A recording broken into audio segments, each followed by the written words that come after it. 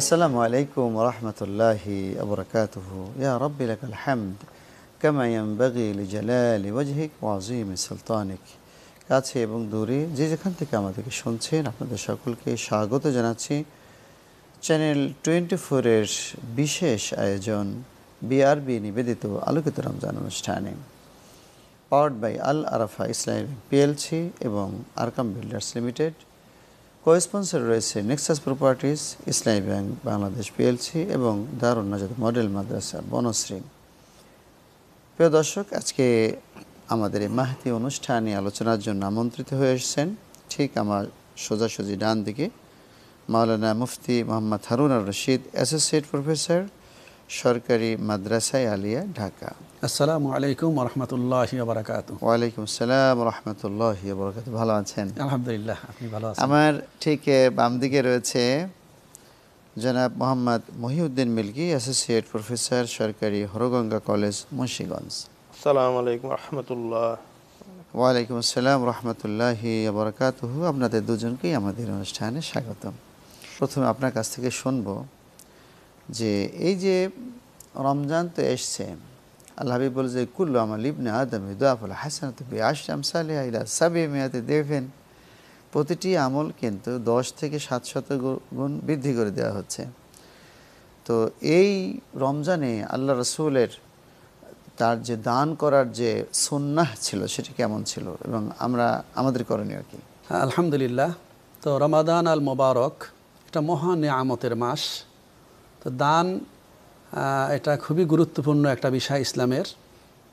আল্লাহ তাবারাক ওয়া তাআলা কোরআন আল কারিমে দানের কথা বহু স্থানে বলেছেন এবং বিভিন্ন আয়াতের মধ্যে আল্লাহ তাবারাক ওয়া তাআলা বলছেন ওয়ামিম্মা রাযাকনাহুম ইউনফিকুন, যেমন সূরা বাকারা শুরুতেই আছে।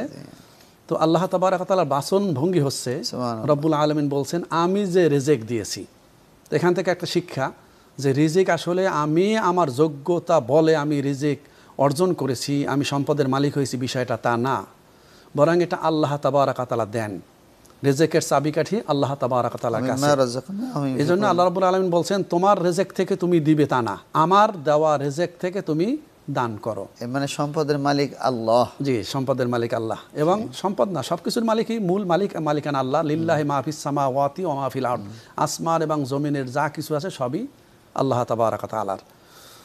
তো দান খুবই গুরুত্বপূর্ণ একটা বিষয় এবং এই দানের কথা কোরআন আল কারিমে যেমন আছে, হাদিসের মধ্যে আছে। রাসূলুল্লাহ সাল্লাল্লাহু আলাইহি ওয়াসাল্লাম কানা রাসূলুল্লাহ সাল্লাল্লাহু আলাইহি ওয়াসাল্লাম আজওয়াদান নাস। এটা সহিহুল বুখারীর বাবু কাইফা কানা বাদুল হিলা রাসূলিল্লাহি সাল্লাল্লাহু আলাইহি ওয়াসাল্লাম, এই বাবের অর্থাৎ বুখারী শরীফের প্রথম দিকে 6 নম্বরের হাদিসের মধ্যে আসছে যে নবীজি সাল্লাল্লাহু আলাইহি ওয়াসাল্লাম ছিলেন সারা পৃথিবীর মধ্যে, অর্থাৎ একেবারে শুরু থেকে আদম আলাইহিস সালাম থেকে নিয়ে শুরু করে কিয়ামত পর্যন্ত সব থেকে বড় দানশীল। সুবহানাল্লাহ। তার থেকে বড় দানশীল আর কেউ ছিল না এবং হবেও না। এবং রমাদান আল মোবারকে হাদিসে আসছে মিনার রিহিল মুরসালা, প্রবাহিত বাতাস, ঘূর্ণিঝড়, যেভাবে বাতাস 200 কিলোমিটার 100 কিলোমিটার 150 কিলোমিটার বেগে বহে যায় ঘূর্ণিঝড়, ওইভাবে নবীজি সাল্লাল্লাহু আলাইহি সাল্লামের রমাদান আল মোবারকের দানশীলতা বেড়ে যেত। অর্থাৎ তার হাত থেকে টপ টপ করে দান পড়তে থাকতো। রমাদান আল মোবারকে দানের পরিমাণ অনেক বেড়ে যেত। অন্য সময় নবীজি সাল্লাল্লাহু আলাইহি সাল্লাম দান করতেন, কিন্তু রমাদান আল মোবারকে দানের পরিমাণ আরও অনেক বেড়ে যেত। তো সেই হিসাবে আমরা অন্য সময় তো দান করবই, দানের ব্যাপক ফজিলত রয়েছে এবং আল্লাহ তাবারাক ওয়া তাআলা নির্দেশনা আছে। সেই হিসাবে অন্য সময় আমরা দান করব, রমাদান আল মোবারকে আমাদের দানের পরিমাণ আরও বেড়ে যাবে। কারণ মোহতারাম, আপনি যে শুরুর হাদিসটি বলেছেন এটা সহিহ বুখারীর হাদিস। আবু হুরায়রা রাদিয়াল্লাহু তাআলা আনহু বর্ণনা করেছেন কুল্লু আমাল ইবনে আদম ইউদাআফুল হাসানাতু বিআশরি আমসালিহা ইলা 700 দিআফিন ক্বালা আল্লাহু তাবারাক ওয়া তাআলা ইল্লা সাওম। যে আদম সন্তানের প্রত্যেকটা আমল 10 গুণ থেকে 700 গুণ পর্যন্ত বাড়ানো হয়। এবং দানের ক্ষেত্রে আল্লাহ বলছেন মাসালুল্লাযীনা ইউনফিকুনা আমওয়ালাহুম ফি সাবিলিল্লাহি কামাসালি হাব্বা আম্বাতাস সাবআ সানাবিলা ফি কুল্লি সুম্বুলাতিন মিয়াতু হাব্বা। রব্বুল আলামিন বলছেন যারা আল্লাহর রাস্তায় দান করবে তাদের দানের উদাহরণ আল্লাহ দিয়েছেন একটা শস্যের সাথে। একটা শস্য যদি বপন করা হয় সেটা থেকে একটা গাছ হইলে 60টা ছড়া হয়, প্রত্যেকটা ছড়ায় 100 করে শস্য বা দানা। তাহলে একটা দানার মাধ্যমে 700 দানা হলো। আল্লাহ তাবারক ওয়া তাআলা কত সুন্দর এক্সাম্পল, উদাহরণ।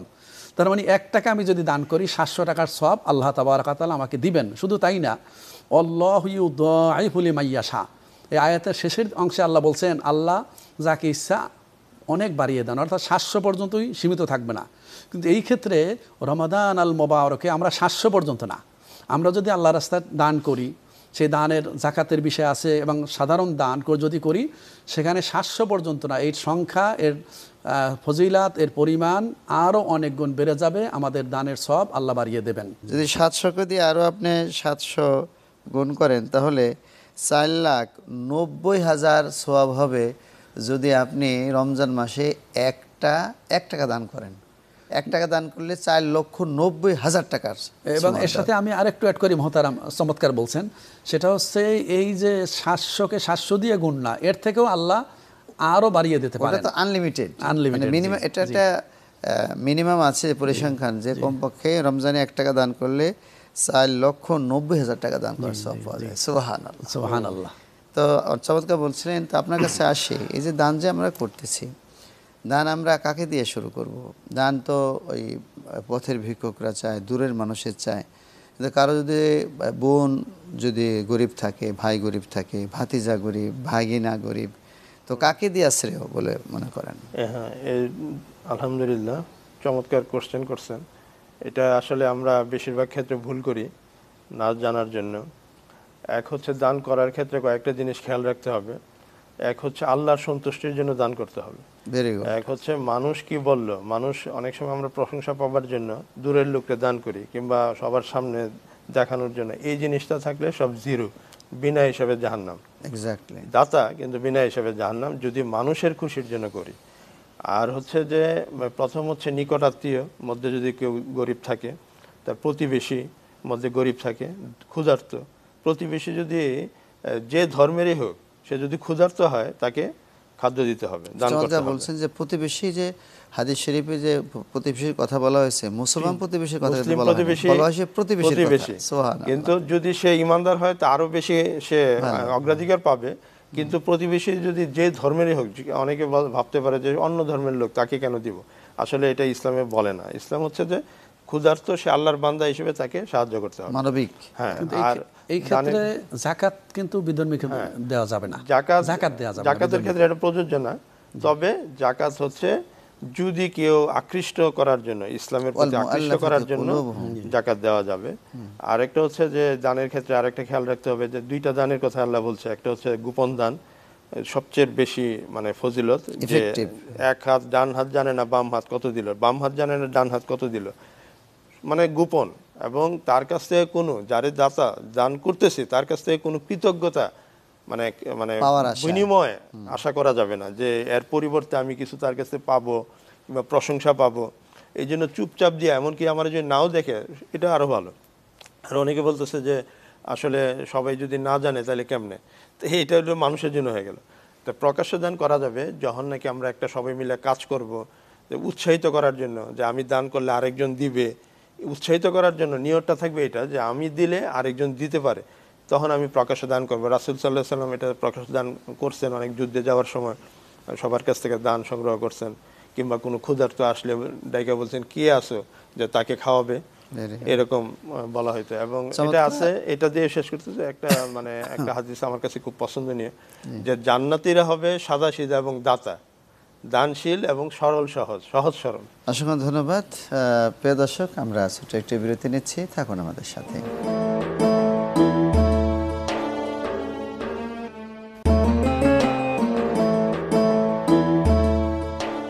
আসসালামু আলাইকুম রহমতুল্লাহি আবরকাতুহু। বিরতির পর আবারও স্বাগত জানাচ্ছি বিআরবি নিবেদিত আলোকিত রমজান অনুষ্ঠানে, powered by Al Arafah Islami bank PLC এবং আরকাম বিল্ডার্স লিমিটেড। কো-স্পন্সর রয়েছে Nexus properties, Islami bank Bangladesh PLC এবং দারুন নাজা মডেল মাদ্রাসা। পয়সা বেশি থাকলেও দান করা যায়, আবার কম যখন আছে তখনও দান করা। বলে আফিন আনিন নাস, এই যে কথাগুলি রয়েছে, তো দানের মজা পাওয়ার বিষয়টা কখন হয়? এটা হচ্ছে যে এটাই আলহামদুলিল্লাহ, যে যখন নাকি কেউ মানে যে কোনো অবস্থায় দান করবে, দান করলে কিন্তু সে আখেরাতে প্রতিদান পাচ্ছে, শুধু তাই না, দুনিয়াতেও সে প্রতিদান পাবে। কীরকম? দানের মাধ্যমে সাদাকা এত পাওয়ারফুল যে এর মাধ্যমে মানুষের বিপদ আপদ দূর হয়ে যায়, সুবহানাল্লাহ। এবং দেখা যাচ্ছে অসুখ বিসুখ ভালো হয়ে যাচ্ছে।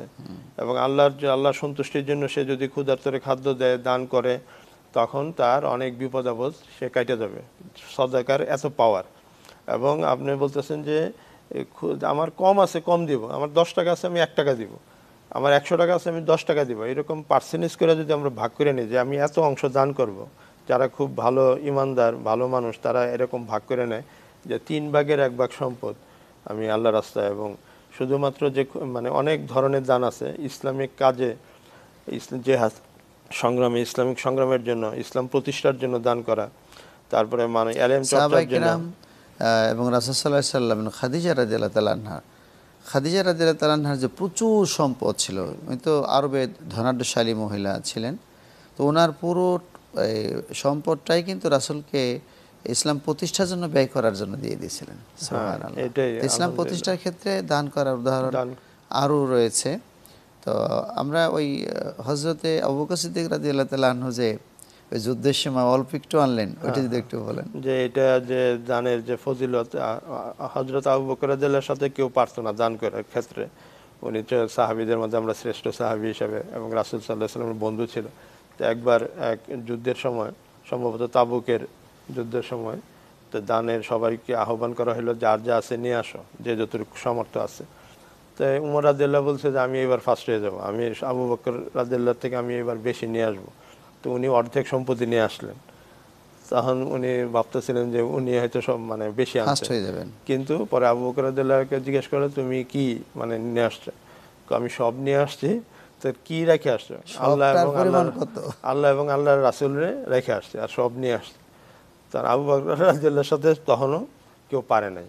তো উনি দানবীর ছিলেন, এবং উনি ওনার সবের পরিমাণ কিন্তু খুবই সামান্য ছিল, কিন্তু 100% নিয়ে আসছে। সময় মানে সম্পদ কম, কিন্তু সব নিয়ে আসছে। না, আমরা জিনিসটা এটা মানে দর্শকদের জন্য দিতে চাই যে আমাদের সামান্য থাকলেও ওখান থেকে দেওয়াটাই কিন্তু বড় এক স্যাক্রিফাইস, কিন্তু অল্প একটু আছে ওখান থেকে দেওয়াও কিন্তু বিশাল স্যাক্রিফাইস এবং উত্তম জিনিস দান করা। আমার জন্য যেটা আমি ব্যবহার করি, যেটা আমার জন্য সবচেয়ে ভালো জিনিসটা দান করা, এটা সবচেয়ে বড় ফজিলত, উত্তমটা দান করা।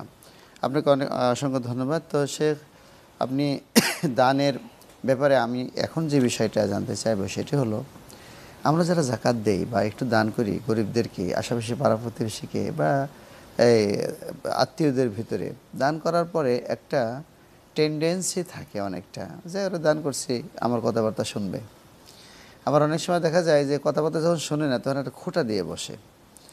তো এই বিষয়ে যদি একটু বলতেন। জি, শুকরান কাথিরা, বারাকাল্লাহু ফিকুম। আল্লাহ তাবারাক ওয়া তাআলা বলছেন, আপনার যে প্রশ্নের জবাব কোরআন এবং হাদিসে স্পষ্ট দেয়া আছে। আল্লাহ তাবারাক ওয়া তাআলা বলছেন, লা তুবতিলু সাদাকাতি বিল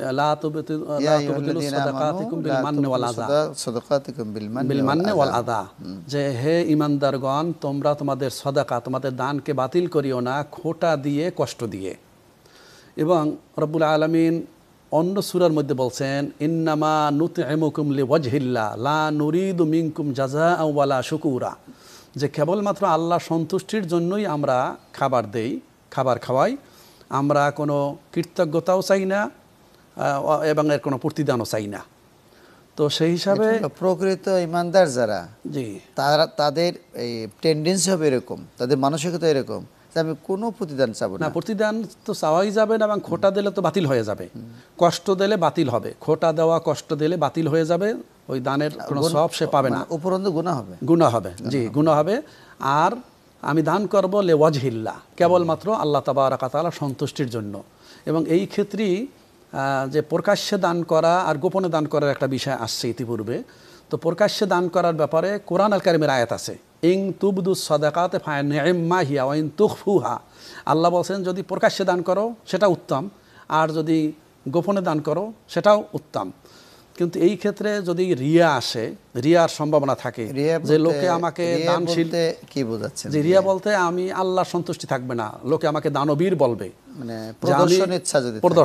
প্রদর্শনী করা, যে আমাকে দানবীর বলবে, আমি এলাকার মধ্যে সবচেয়ে বড় দানশীল, আল্লাহ সন্তুষ্টির কোনো চিন্তাই তার থাকবে না, এটা হারাম। রিয়ার মাধ্যমে যে আমল হয় সে আমল আল্লাহর কাছে গ্রহণ হয় না, বরং এটা তার উল্টা তার গুনাহ হয়।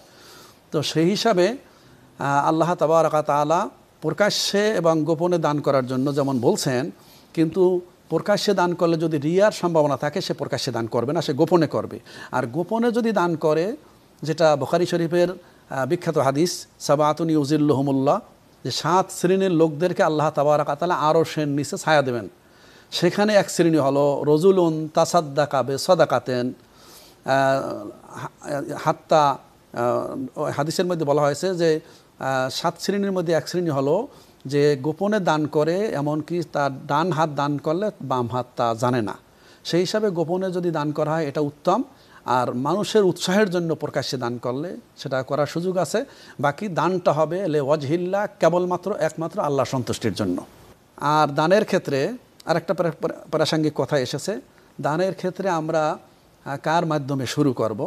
এই ক্ষেত্রে হাদিস অনুযায়ী আমি যদি আমার আত্মীয়র মাধ্যমে শুরু করি, সে আত্মীয় হতে পারে আমার ভাই, অসহায় গরিব ফকির মিসকিন, আমার বোন হতে পারে, আমার ডানে বামে হতে পারে। জাকাতের ক্ষেত্রে আমরা একটা মাসালা জানি, ডানে বামে যারা আছে সকলকে জাকাতের হকদার হইলে জাকাত দেওয়া যাবে, উপরে নিচে দেওয়া যাবে না। উপরে নিচে মাকে বাবাকে দেওয়া যাবে না, বাবার বাবাকে দেওয়া যাবে না, আর সন্তানকে দেওয়া যাবে না, সন্তানের সন্তানকে দেওয়া যাবে না, এছাড়া ডানে বামে দেওয়া যাবে। তো দানের ক্ষেত্রে এবং জাকাতের ক্ষেত্রে, এক্ষেত্রে আমরা যদি আত্মীয়দেরকে, প্রথম হকদার হলো আত্মীয়রা। এক তো আত্মীয়তার বন্ধন রক্ষা করার সওয়াব পাচ্ছি, দ্বিতীয়ত আমি দানের সওয়াব পাচ্ছি।